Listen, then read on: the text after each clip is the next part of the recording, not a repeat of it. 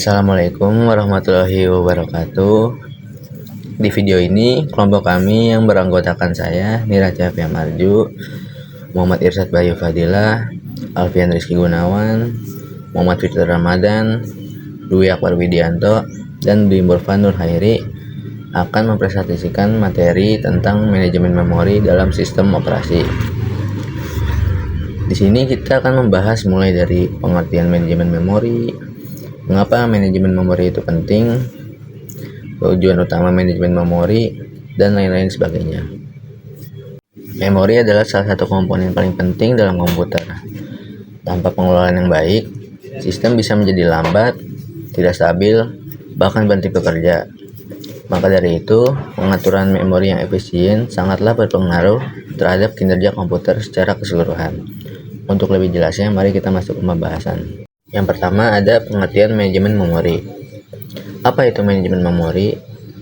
Manajemen memori adalah proses pengelolaan RAM atau Random Access Memory oleh sistem operasi agar penggunaan memori lebih efisien dan terorganisir.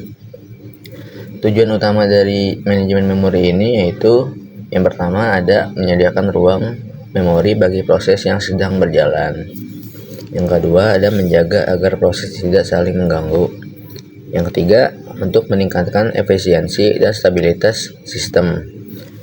Sebagai ilustrasi, RAM dapat dianggap sebagai ruang kerja. Sistem operasi bertugas sebagai pengelola yang menentukan proses mana yang boleh menggunakan ruang, seberapa besar, dan kapan waktunya. Tanpa pengaturan seperti ini, bisa terjadi konflik antar proses yang menyebabkan sistem menjadi lambat atau bahkan mengalami crash.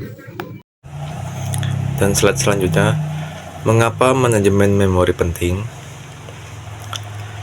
Dalam sebuah sistem komputer, memori merupakan komponen krusial karena semua proses membutuhkan ruang untuk dijalankan. Sistem operasi berperan penting dalam mengalokasikan dan mengelola memori agar setiap proses mendapatkan bagian yang cukup tanpa saling mengganggu.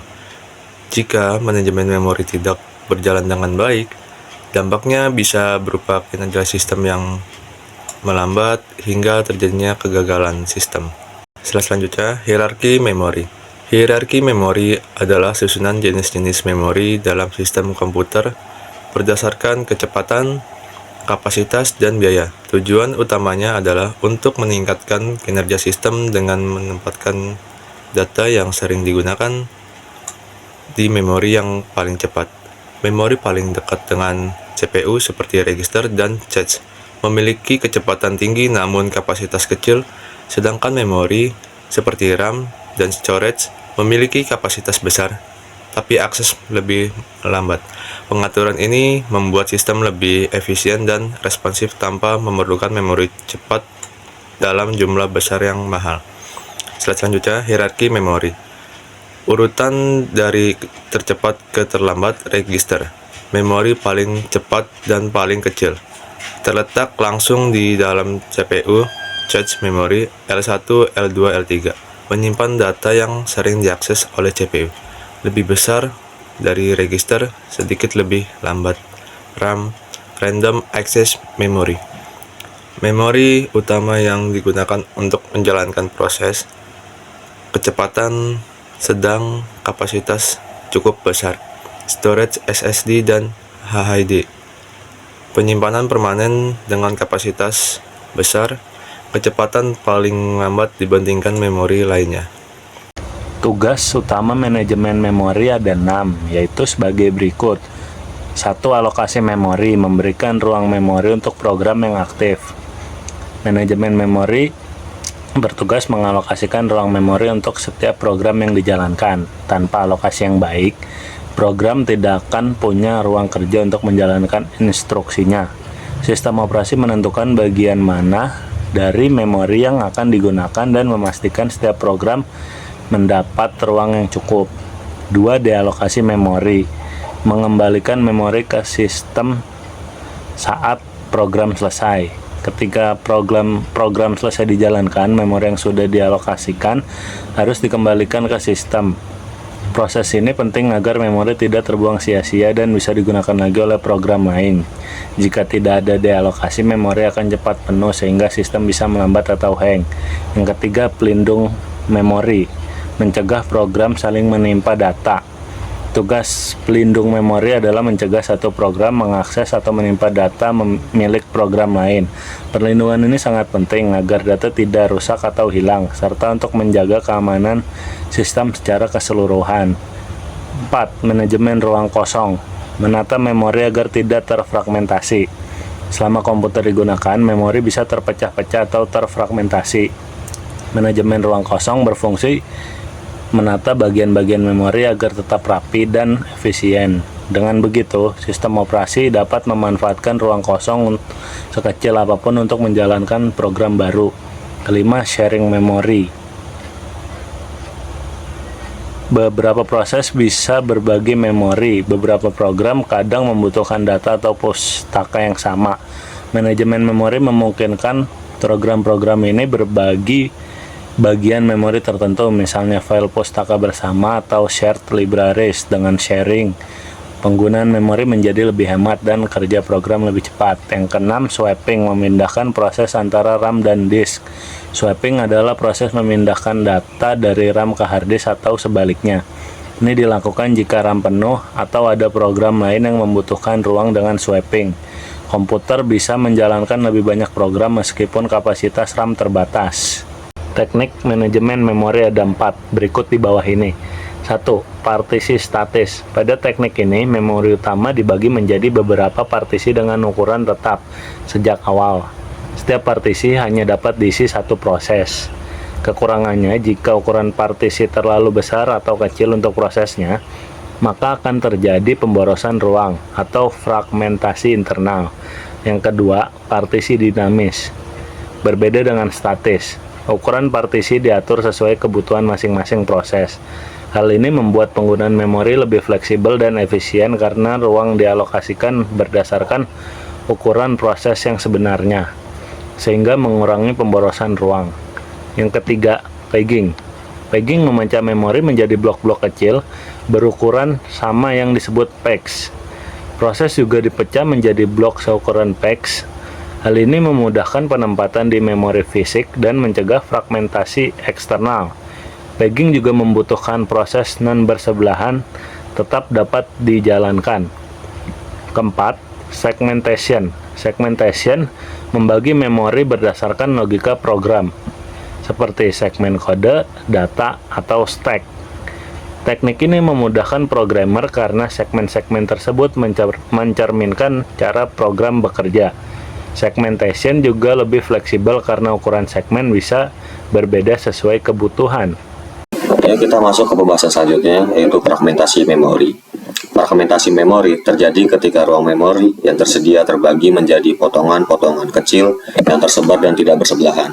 Kondisi ini menyebabkan sulitnya atau bahkan tidak mungkin untuk mengalokasikan blok memori yang cukup besar untuk sebuah proses. Meskipun jika dijumlahkan secara keseluruhan, total ruang kosong yang ada sebenarnya cukup untuk memenuhi kebutuhan tersebut.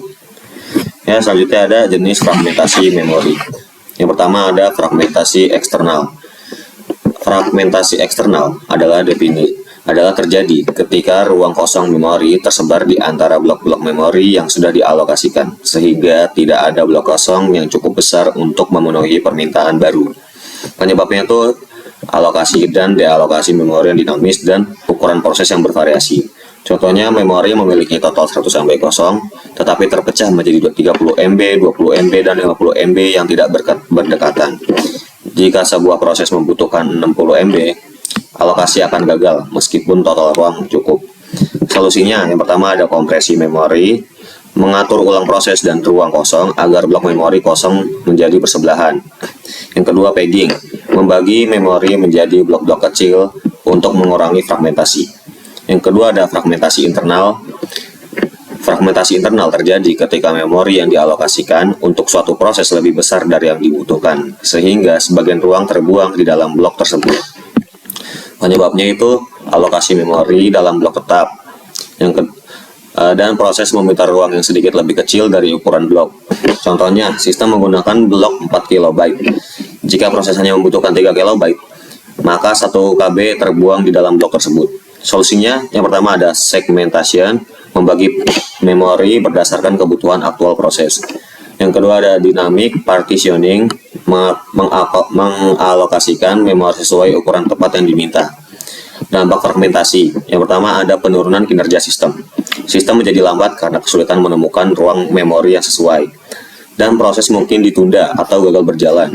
Yang kedua ada pemborosan memori, ruang kosong tidak dapat dimanfaatkan secara optimal. Yang selanjutnya ada tracing, terlalu banyak waktu dihabiskan untuk menangani fragmentasi alih-alih menjalankan proses. Ya, di slide sebelah sini ada teknik manajemen memori lanjutan. Jadi di slide ini ada 3 pendekatan utama, yaitu ada pegging, segmentation, dan gabungan. Untuk pegging, memori dibagi menjadi peg blok kecil. Artinya memori utama dibagi menjadi blok-blok kecil berukuran tetap yang disebut peg. Lalu menggunakan peg table untuk mapping. Di sini sistem menggunakan peg table untuk mencocokkan alamat virtual ke alamat fisik. Dan contohnya Linux dan Windows menggunakan pegging. Sistem operasi seperti Linux dan Windows menetapkan teknik pegging dan pengelolaan memori. Lalu ada segmentation. Memori dibagi berdasarkan segmen logis, kode, data, dan stack. Ini berarti memori dibagi menjadi bagian logis yang terpisah seperti kode program, data, dan stack. Jadi lebih alami untuk programmer karena pembagian berdasarkan struktur logis, maka lebih mudah dipahami dan digunakan oleh programmer. Dan di sini ada gabungan. Jadi contoh kali 86 arsitektur merupakan contoh sistem yang menggunakan kombinasi antara pegging dan segmentation. Masuk ke pembahasan slide 12, yaitu virtual memory. Ada 3 bagian, yaitu ada konsep, keuntungan, dan mekanismenya. Untuk konsep, memori virtual lebih besar dari RAM fisik. Konsep ini memungkinkan penggunaan memori seolah-olah lebih besar dari kapasitas RAM sebenarnya. Dan menggunakan swap space disk sebagai perluasan RAM. Sistem akan menggunakan sebagian dari hard disk untuk membantu penyimpanan data saat RAM penuh. Lalu di keuntungan ada proses bisa berjalan meskipun RAM penuh. Program tetap bisa berjalan walaupun kapasitas RAM tidak mencukupi karena data bisa dialihkan ke swap. Dan memungkinkan multiprogramming yang lebih baik, artinya sistem bisa menjalankan beberapa program sekaligus secara lebih efisien. Lalu ada mekanisme demand pegging. Halaman dimuat ke RAM saat dibutuhkan. Halaman dari disk hanya dimuat ke RAM jika benar-benar dibutuhkan oleh proses. Lalu ada peg replacement, algoritma LRU FIFO untuk mengganti halaman. Jika RAM penuh, halaman akan diganti menggunakan algoritma seperti LRU atau FIFO. Slide 13, algoritma peg replacement. Jadi yang seperti tadi yang saya bilang, LRU dan FIFO. Jadi di sini ada FIFO first in first out, yang merupakan halaman pertama masuk dan pertama keluar. Halaman yang masuk lebih dulu ke RAM akan digantikan terlebih dahulu saat memori penuh. Bisa menyebabkan Belady anomaly.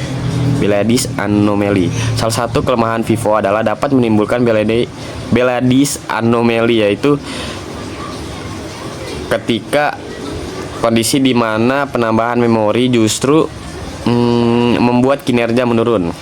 Ya, seperti itu. Lalu ada LRU, yaitu least recently used.